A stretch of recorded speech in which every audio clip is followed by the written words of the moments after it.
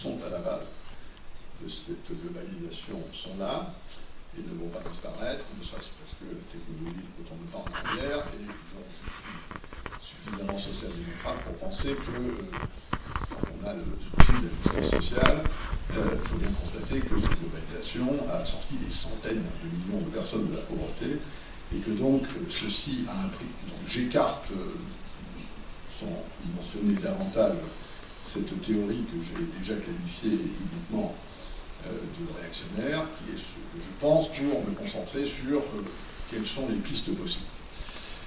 Et en gros, et vous me pardonnerez cette simplification peu académique, mais c'est le temps qu'il faut laisser au débat qui la motive, voir en gros trois séries de pistes possibles. L'une qui demeure westphalienne, l'une qu'on pourrait qualifier de post-westphalienne, et une dernière qu'on pourrait qualifier de a-westphalienne.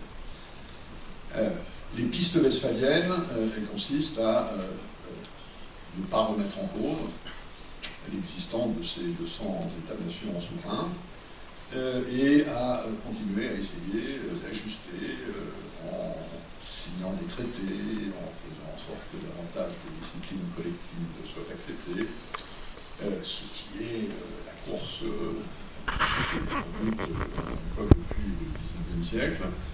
Il y a des améliorations possibles à ce problème de leadership, que l'existence du G8 et maintenant du G20 remédie en partie, en petite partie, mais en partie quand même, à ce déficit de gouvernance en tant que déficit de leadership.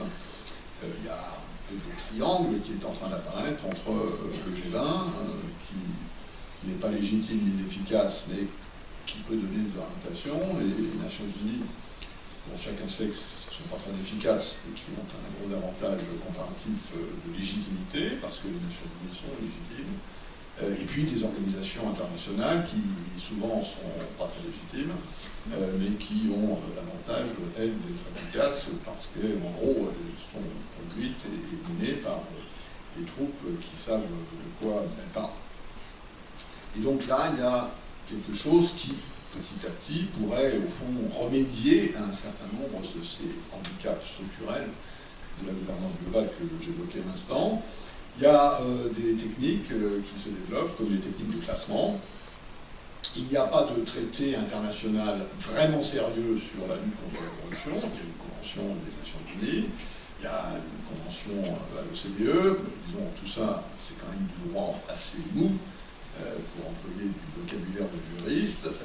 Ce qui, aujourd'hui, gouverne la lutte contre la corruption, c'est le classement qu'une organisation non gouvernementale qui s'appelle Transparency International publie tous les ans et qui joue un rôle considérable dans les opinions. Tout le monde se précipite sur le classement de Transparency International et regarde si le pays auquel il appartient est monté ou descendu dans le classement et pourquoi, et les médias s'en occupent. Et ça, d'un certain point de vue, c'est une manière de faire du judo avec le système westphalien. Un système westphalien reposant sur la souveraineté, sur la fierté nationale. À partir du moment où les classements font monter et descendre les nations en fonction de critères, d'enquêtes, toujours discuter de la précision, mais dans le débat public, ça compte. Évidemment, on crée de la gouvernance. On crée de la gouvernance parce que pourquoi on remédie en quelque sorte à ce que je citais tout à l'heure comme un handicap énorme, qui est la légitimité.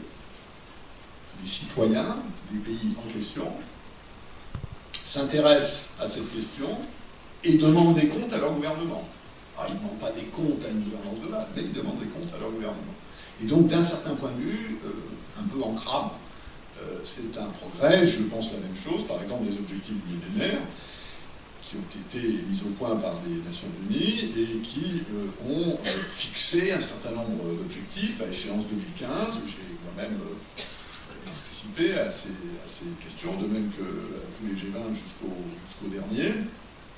Je me souviens du sommet qui avait été réuni aux Nations Unies, je crois que c'était en 2010, où les chefs d'État et de gouvernement passaient tous à la tribune des Nations Unies pour dire « moi, dans l'objectif du millénaire, ça j'ai bien fait ». Hein, suivant. Évidemment, en général, il partait plutôt de parler plutôt de ce qu'il avait bien fait, de ce qu'il avait bien fait. Mais on avait réussi à créer un certain processus de responsabilité, de accountability, comme disent les Anglais, même si c'est un mot difficile à traduire dans la langue platane. Il y a probablement des dispositifs de gouvernance régionale,